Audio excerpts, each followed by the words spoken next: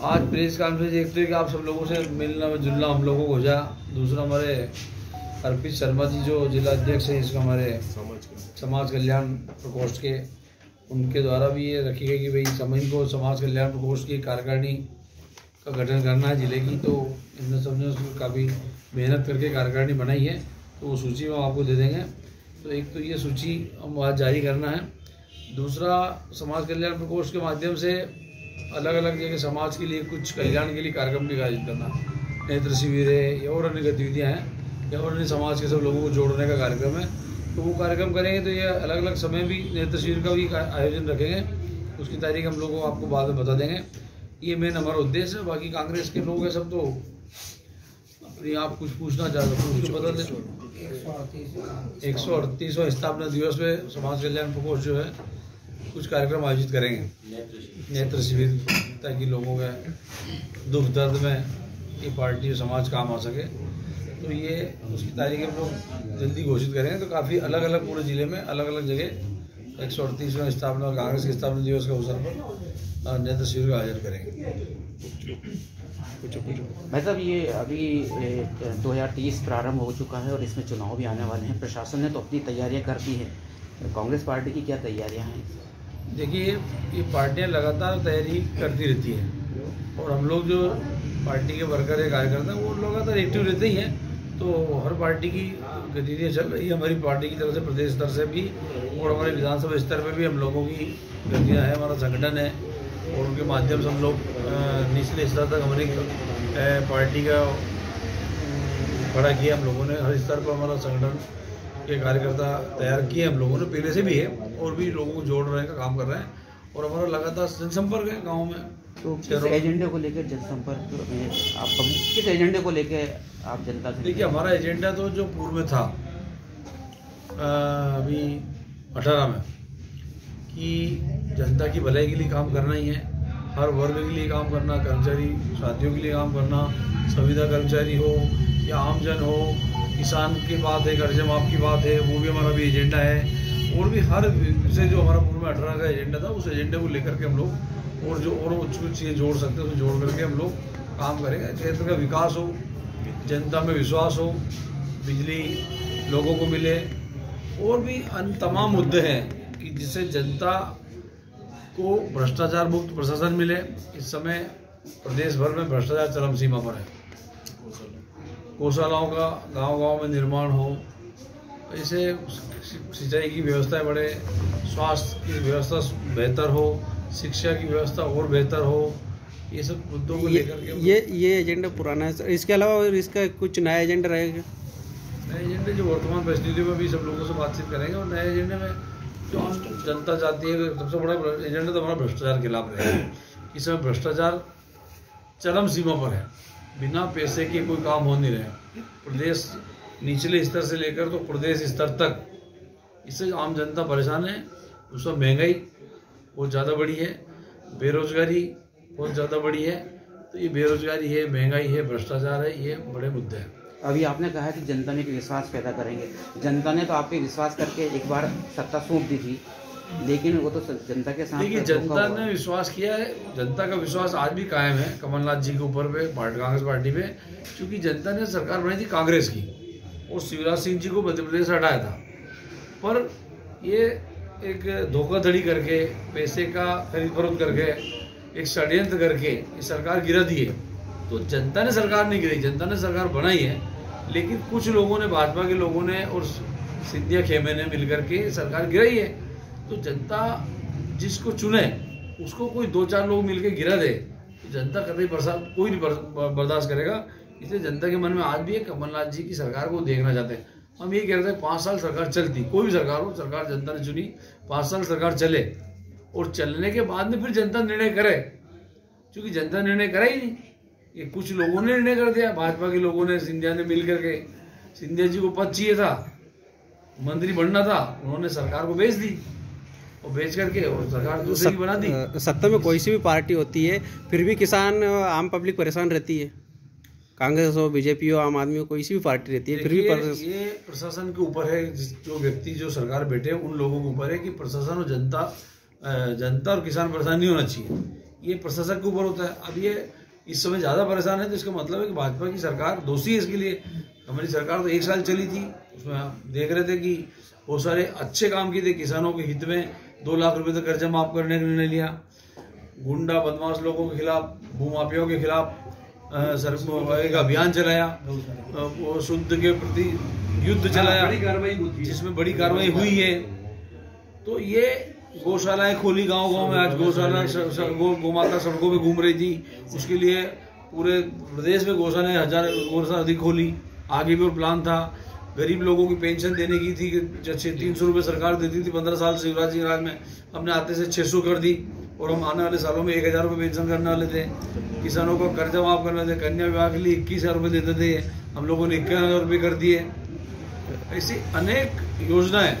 Sir बिजली bill को हमारा वादा था कि हम आधा करेंगे, हमने आधा कर दिया। किसानों गरीबों को 100 रुपये में 100 यूनिट बिजली, किसानों को जो रेट बिजली का रेट था 7,500 रुपये 5 आस के, उनको 3,500 कर दिए। खाद पे हर स्तर पे हम लोगों ने मतलब राहत देने का प्रयास किया था। कर्मचारी जो वादे किए थे उनको पूरा करने का प्रयास किया था। हमारा एजेंडा था 5 साल में हमें पूरा करना था, लेकिन हमने 1 साल में काफी कुछ हद तक किया है, लेकिन इन लोगों ने करने नहीं दिया। सर राहुल गांधी जी के द्वारा जो यात्रा निकाली जा रही है, बीजेपी के द्वारा लगातार उसको टारगेट किया जा रहा है, क्या कहना चाहिए? देखिए, राहुल गांधी जी एक बहुत बड़े राष्ट्रीय लीडर हैं। राहुल गांधी जी सत्ता के भूखे नहीं है, क्योंकि राहुल गांधी सत्ता के भूखे होते हैं तो 2014 में 9 में 4 में नहीं, 9 में 4 में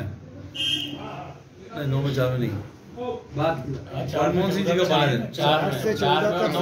मनमोहन सिंह जी का बना दें, 4 से 14, मनमोहन सिंह जी 4 से 14, तो 4 से 14 तक 10 साल सरकार कांग्रेस की बनी और सोनिया गांधी के नेतृत्व में चुनाव में सोनिया जी को प्रधानमंत्री बनने के नाम पर देश में चुनाव लड़ा गया। सत्ता आई, लेकिन सोनिया जी ने मना कर दिया कि हम प्रधानमंत्री नहीं बने। कौन प्रधानमंत्री बनना चाहता है? तो मनमोहन सिंह जी को बना दिया। दूसरी बार फिर सत्ता आई, फिर लोगों ने कहा राहुल जी को बना दिया जा, लेकिन राहुल जी ने मना कर दी। तो सत्ता के भूखे लोग नहीं है। सत्ता उन्होंने बहुत देखी, इंदिरा जी की देखी, नेहरू जी की देखी, राजीव जी की देखी, पर देश के लिए, राष्ट्र के लिए काम करने वाला परिवार है, राष्ट्र के लिए काम करते हैं। और भाजपा पद के लिए, प्रधानमंत्री पद के लिए लड़ रहे हैं। मोदी जी के मैं बनूं, आडवाणी जी को मुझे बनाया जा, आडवाणी जी को हाशिए पे डाल दिया गया, ऐसे कई लोगों को। तो ये सत्ता का लोभ लालच है, और इस परिवार को कोई सत्ता का लोभ होता तो शायद सोनिया जी बन सकती थी और राहुल जी बन सकते थे। किसने रोका? तो ये तो हो गया उनका लोभ लालच की बात। राहुल गांधी जी जो यात्रा निकाल रहे हैं, यात्रा देश में सद्भाव कायम करने के लिए, देश में राष्ट्र प्रेम के लिए, देश में वैमनस्यता जो बढ़ा दी गई, भाजपा ने जो एक खाई पैदा कर दी देश भर में, कि देश सबका है, हिंदू मुसलमान सिख ईसाई। जब देश आजाद हुआ, सारे धर्म के लोगों ने, सारे समाज के लोगों ने मिलकर के देश को आजाद कराया। और आज भाजपा कहती है कि हिंदू को खतरा है, हिंदुस्तान को खतरा है। खतरा किससे? जब देश गुलाम था जब तो खतरा नहीं था। जब आज राष्ट्रपति हमारे, प्रधानमंत्री हमारा, सेना हमारी, मुख्यमंत्री हमारे, सारी सत्ता हमारे हाथों में, तब खतरा की बात है। तो लोगों को डरा धमका गई, तो ये वातावरण गंदा किया देश का। इसलिए इस बात को जब राहुल जी को लगा कि ये देश के लिए अच्छा नहीं है, देश में सद्भाव बिगड़ रहा है, इसलिए उन्होंने आप कन्याकुमारी से कश्मीर तक यात्रा निकाली गई है सद्भाव के लिए। और आप देख लें यात्रा को बहुत जबरदस्त समर्थन मिल रहा। सारे बुद्धिजीवी लोग, पूरे देश भर के लोग उनको समर्थन दे रहे हैं। ये देश की एकता के लिए काम कर रहे हैं, वो परिवार कभी पद के लिए वो नहीं कर रहा। मतलब लक्ष्मण सिंह जी का एक बयान आया था, उन्होंने कहा था कि कांग्रेस की नाकामियों का फायदा भाजपा उठा रही है। तो ऐसी कौन सी नाकामियां रही हैं कांग्रेस? अब ये उनका बयान है, मुझे नहीं पता उन्हें कौन सी नाकामियां में लग रही है, क्योंकि मुझे पता नहीं। लेकिन कांग्रेस तो काम करती है लगातार, राष्ट्र के लिए काम करती है, देश के लिए, प्रदेश के लिए करती है। तो उनको हो सकता है उनको कुछ लगा। नेता प्रतिपक्ष जो है गोविंद जी, उनके पास एक सीडी रखी है जिसमें भाजपा के और आरएसएस के कुछ कार्यकर्ताओं की असली सीडी है, जिसको कमलनाथ जी ने भी कहा है बाहर लाने के लिए, और सब लोगों ने कहा, लेकिन उन्होंने कहा कि मध्य प्रदेश बदनाम हो जाएगा। तो उसमें मध्य प्रदेश की बदनामी कहाँ से? उसमें तो विपक्ष के जो लोग हैं, सत्ता पक्ष के जो लोग हैं, वो उनकी सीढ़ी है। गोविंद सिंह जी ने कहा है कि हमारे पास उनकी सीढ़ी है, उनका चरित्र, उनका सब रिकॉर्ड उनके पास है, समय आने में बताया जाएगा। तो सर कांग्रेस हमेशा समय का इंतजार करती है, जबकि भाजपा तो है मौके पे चौका लगा देती है। अब ये उन्होंने कहा है समय पाने तो उनको पास सीडी। सर कांग्रेस के पास अगर सीडी बताई जा रही है तो राजस्थान की तरह यहाँ भी उनको करना चाहिए ना, जैसे बहुरी कांड में उन्होंने बीजेपी ने जब सीडी लॉन्च की थी तो उस तरह से सीडी तो बता देना चाहिए, उसमें कोई बुराई वाली बात नहीं है। और वो हमारे नेता ने कही है चुनाव आ रहा है अभी, अगर तो बताए समय पे करेगा, समय आने में बताया जाएगा, बता देंगे। अच्छा, मध्य प्रदेश में कांग्रेस किसके चेहरे पे चुनाव लड़ेगी इस बार? मध्य प्रदेश में चेहरा हमारा कमलनाथ जी है और वो प्रदेश के नेता भी हैं, बहुत बड़े नेता हैं, बहुत अनुभवी नेता हैं और पार्टी की तरफ से एक ही नाम है कमलनाथ जी, उनके नेतृत्व चुनाव लड़ेंगे। हमारे माननीय दिग्विजय सिंह जी हैं और भी हमारे लोग हैं, उनके सब मिल करके पूरा संगठन एक है। जहाँ गड़बड़ थी वो निकल गई हमारी पार्टी चुनाव, वो गड़बड़ भाजपा में चली गई है। अब कांग्रेस माननीय दिग्विजय सिंह जी, माननीय कमलनाथ जी के नेतृत्व में मजबूत है। क्या लगता है आप इस बार 100% 150 सीटों से कम सीटें नहीं आएगी। आप पता कर लीजिए, क्योंकि प्रदेश की जनता बहुत परेशान हो चुकी है। जिस चेहरे को 3 साल पहले हटा दिया था लोगों ने दिमाग से, वही चेहरा सामने है। जिस शिवराज सिंह को जनता ने नकार दिया, उसी चेहरे को फिर सामने ला करके बिठा दिया है। तो जनता तो निश्चित रूप से देखेगी कि 1 साल 1.5 साल कमलनाथ जी का काम भी देखा है और 1 साल में उन्होंने बहुत कुछ चमत्कार किया है, तो उसको फिर जनता चाहती है कि एक बार कमलनाथ जी को हम देखें। अभी कई संगठन हड़ताल पर है, कई संगठन हड़ताल पर जाने वाले हैं, तो उसको लेकर क्या कहेंगे? ये सरकार की असफलता है। संगठन के जो लोग मतलब हड़ताल पे जा रहे हैं, इसका मतलब ये है कि कहीं ना कहीं सरकार फेल है। भाई कर्मचारियों की बात नहीं मानी जा रही, लोग परेशान हैं, दुखी हैं, तो सरकार का दायित्व है कि कोई संगठन हड़ताल पे जाना चाहिए। अच्छा, कांग्रेस की सरकार बनती है तो क्या इनकी? कांग्रेस ने तो वादा किया है कि हम कर्मचारियों के हित में काम करेंगे, कर्मचारियों के हित में जो भी निर्णय होंगे करेंगे, चाहे संविदा कर्मचारी हो या आउटसोर्स वाले हो, जो भी हो, सबके हितों का ध्यान रखा जाएगा, सबको सही किया जाएगा। तहसील में बिजली व्यवस्था गड़बड़ है, इसके लिए कांग्रेस क्या कर रही है? तहसील में व्यवस्था तो सभी पूरे प्रदेश में ही गड़बड़ है, ब्यावरा तहसील में नहीं है, हर विभाग गड़बड़ है, भ्रष्टाचार चरम सीमा पर है। हम लोग लड़ते हैं, हमने तहसील में जो बिजली विभाग गड़बड़ थी उनके कई कर्मचारियों के खिलाफ कार्रवाई कराई, निलंबित कराया, और एसडीएम के खिलाफ भी गड़बड़ थी, उसको भी हमने हटवाया यहाँ से। भ्रष्टाचार के खिलाफ उनके खिलाफ लड़ते हैं, कोई भी अधिकारी हो किसी स्तर का हो, जहाँ भ्रष्टाचार दिखता है मुझे, मैं तो कम से कम उनके खिलाफ लड़ता हूँ, आवाज उठाता हूँ। कल एसडीएम साहब को हटाया गया है, इस पे क्या कहना चाहेंगे आप? क्या कांग्रेस? देखिए, एसडीएम की कार्यप्रणाली के खिलाफ मैं धरने बैठा था कि यहाँ गड़बड़ चल रही है, इसलिए इनको हटाना चाहिए। चूंकि बीच में चुनाव चल रहे थे, पंचायत की वोटर लिस्ट, चुनाव आयोग की तरफ से वोटर लिस्ट बन रही थी, तो ये प्रक्रिया करीब 1.5-2 महीने चल रही थी। तो ये प्रक्रिया जब चलती है तो इस शासन का, चुनाव आयोग का निर्देश होता है कि बिना चुनाव आयोग की परमिशन से किसी का, खास करके एसडीएम का ट्रांसफर नहीं, क्योंकि एसडीएम उसका रिटर्निंग ऑफिसर होता है। तो ये 2 महीने से वो थे और वो प्रक्रिया की वजह से वो नहीं हट रहे थे।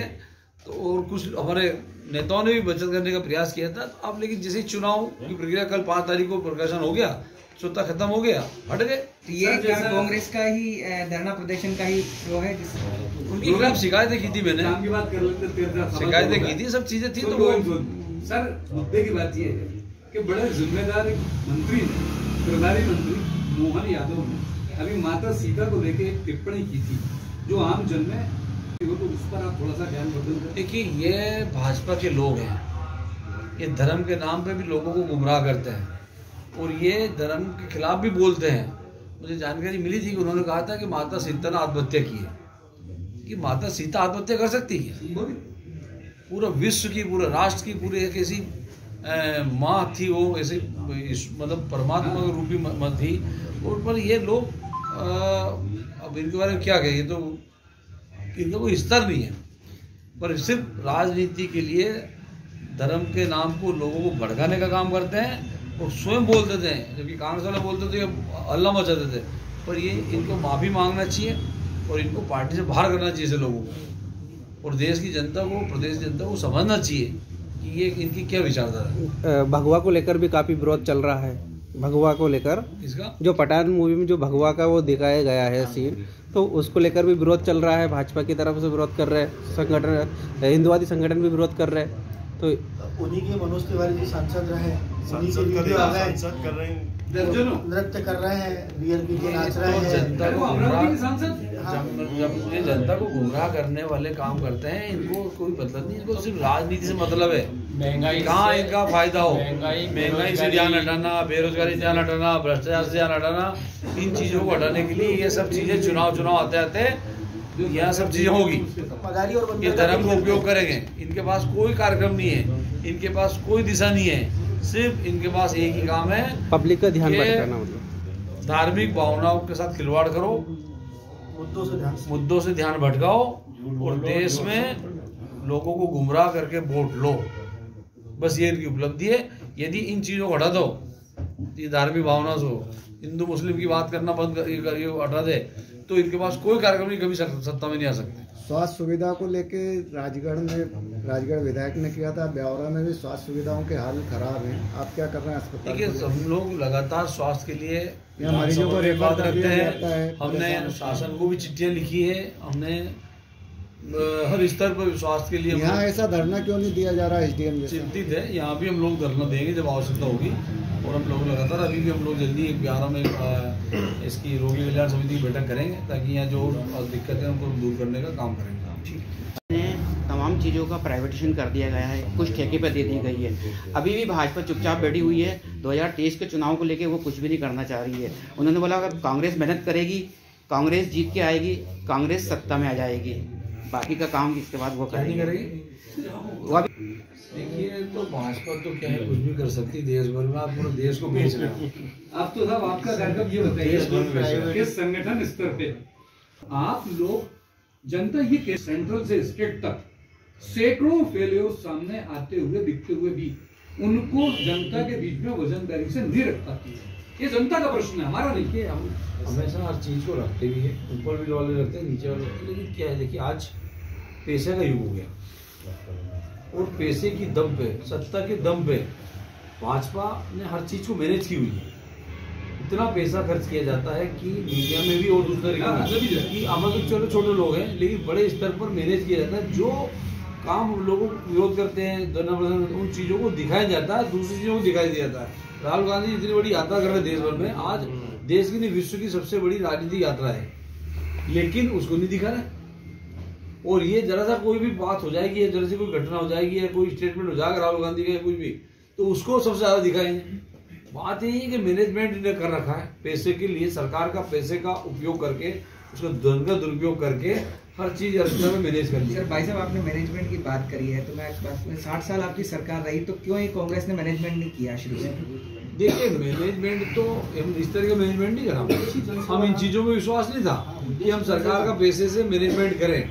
ये तो यह है कि इनकी रैली करते हैं, सरकार का पैसा खर्च करते हैं। एक सरकारी कार्यक्रम हम लोगों ने कभी नहीं करा। आज देखो, जैसे कोई कार्यक्रम होता है तो बसें भर जाती है, तो उनको खाने का पैकेट दे देते हैं, करोड़ों रुपए खर्च करते हैं, योजना लॉन्च करते हैं, उसके लिए तो लाभ मिलता ही नहीं, और उससे ज्यादा पैसा खर्च उसमें हो जाता है, कार्यक्रम में खर्च होता है। तो ये पहले चलन नहीं था, ये चलन अभी बहुत तेजी से भाजपा आई तब से पैसे, सरकारी पैसे से पार्टी का कार्यक्रम करना, सरकारी पैसे से उनकी राजनीति करना, सरकारी पैसों से सब कर लिया। भाजपा पहले थी नहीं, कांग्रेस ईमानदारी भाजपा पहले थी, भाजपा पहले कमजोर थी। आज दिल्ली में बताओ, आलीशान भाजपा का कार्यालय बन गया, कहाँ से बन गया? पहले क्यों नहीं बनाया 40 साल से? तब भी भाजपा थी। आज सरकार का पैसा लगा दिया। भोपाल में कार्यालय अच्छा वाला बना, उसको तोड़ के भाजपा भी नया बना दिया। ये सब सत्ता का धन का उपयोग किया। 2023 में ये माना जाए कि वापिस साम दाम दंड भेद से भाजपा आएगी। बिल्कुल नहीं आएगी। जनता सब समझती है, जनता का पैसा गलत उपयोग समझ रहे हैं लोग। प्रदेश में बेरोजगारी है, लोग समझ रहे हैं, काम नहीं मिल रहा। एक बार देख लिया धर्मग्राम में, 2 बार देख लिया। विपक्ष ने तो इन मुद्दों को मतलब जो विपक्ष की भूमिका थी वो तो उठाई नहीं। अब जनता तीसरे विकल्प की तलाश में है। पर्याप्त भूमिका उठाई है, समय समय पे अपना आंदोलन किए हैं, लेकिन अब बताया कि दिखाया नहीं जाता ना, उसको दबा दिया जाता है पैसे की आड़ में। यही तो बात कह रहे हम लोग, इतना पैसा है लेकिन लोगों पर असर हो रहा, समझ रहा, महंगाई बढ़ रही, लोग समझ रहे। लेकिन अभी क्या उन्होंने धर्मवाद का इतना उन्माद बढ़ा दिया लोगों के दिमाग में कि लोगों को ये चीजें कम दिखती है। धर्म की बात करके अब 10 साल हो गए, उसको भी लोग समझने लगे, युवा लोग भी समझ रहे हैं, सब चीजें समझ के। लेकिन सम्मेद शिखर को लेकर जेडीयू ने जो विरोध प्रदर्शन किया था, उसके लिए केंद्र सरकार को अपने पीछे कदम हटाने पड़े। विपक्ष ने इस तरह के धरने प्रदर्शन क्यों नहीं किए अभी तक? हमने तो हर चीज़ के लेकिन केंद्र सरकार पर कोई असर नहीं हुआ उसका। केंद्र सरकार को नहीं मानना अलग चीज़ है, लेकिन हमने तो जनता के सामने सब चीज़ें रखी है। मीडिया में सब चीज़ें आई है, मीडिया ने उसको पूरा कम ज़्यादा दिखाया, अलग चीज़ है। तो सर शुभकामनाओं से ये निवेदन और कर रहे हैं आपसे कि आप कह रहे हैं, आपको पूर्ण विश्वास है आपके 5 साल की कांग्रेस सरकार में ब्यावरा के पत्रकारों को आपके उस समय क्या राहत मिली? देखिए, हमारी सरकार बनेगी तो पूरे प्रदेश के हमारा राहत मिलेगी, जनता में खुशहाली आएगी, लोग खुश रहेंगे। और जब लोग खुश होंगे तो पत्रकार लोग तो खुश रहना ही चाहिए। पत्रकार लोग तो हमारा एक अभिन्न अंग है, आँख कान सब है, इन चौथा स्तंभ है। इनको तो ज्यादा स्वतंत्रता होना चाहिए, हर काम में बोलने की आजादी होना चाहिए, और पत्रकारों को और फैसिलिटी होना चाहिए। वो सारी फैसिलिटी हम लोग देंगे, निश्चित रूप से देंगे। हमारी बिल्डिंग बनवा ये प्रॉमिस करते हैं, जो चाहो बिल्कुल बनाना चाहिए। हमारा बिल्डिंग का 15 साल आप लेयर थी तभी 4000 वोट से आया। 18 में भी परिस्थिति ऐसी थी, उसमें में 13 में 2000 वोट से आ गए। तो मैंने अपना ये रखा, ईमान बचा के रखा। आप सब जानते हैं कि आपको वापस पुनः, और इसी लोगों ने मुझे 18-20 में विश्वास किया। मैंने इन 3 सालों में 2-3 सालों में कभी भी ऐसा कोई काम नहीं किया जिससे जनता के विश्वास को मैंने तोड़ा, और कोई ऐसा काम नहीं किया जिससे मैंने ईमानदारी पे कोई लांछन लगे।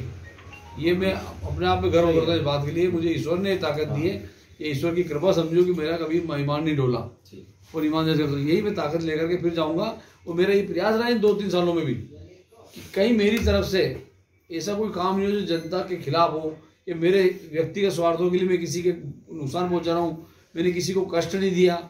जनता की जहाँ लड़ाई होगी वो लड़ाई की उसके साथ खड़ा रहा, चाहे जो भी हो। आंदोलन करना पड़े आंदोलन करे, जनता की लड़ाई लड़ना पड़े, शहर के विकास के लिए, क्षेत्र के विकास के लिए, जनता के मतलब अपनी तरफ से कहीं जनता को तकलीफ होने नहीं दी। और आगे भी ये प्रयास करेंगे कि बचाया उसमें एक आध कोई उपलब्धि ऐसी भी तो कोरोना में सबसे ज्यादा समय अगर कोई कोरोना का जब संकट, विकास तो मैं बताऊँ, विकास तो अपना आप होता है, और विकास जो चलना है सरकार की जिम्मेदारी करती है, उसमें हम लोग जितना बन सकते करते हैं। लेकिन हमारी जिम्मेदारी क्या है कि हम लोग ईमानदारी से राजनीति करें, और हमारे पास जो समस्या आए उनको हम हल करने का प्रयास करें। कोरोना का संकट सबके सामने है, वो इसमें अच्छे लोग हिल गए थे।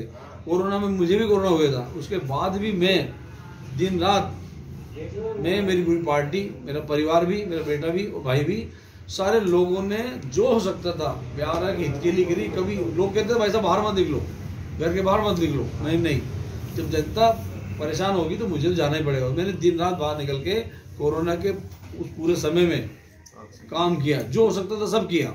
चाहे ऑक्सीजन का संकट हो, चाहे दवाई की बात हो, जन सहयोग से, जन भागीदारी से लोगों को जोड़ करके, पूरा एक प्रशासनिक तंत्र को साथ लेके, स्वास्थ्य कर्मियों को साथ लेकर के ब्यावरा अस्पताल में भी किया।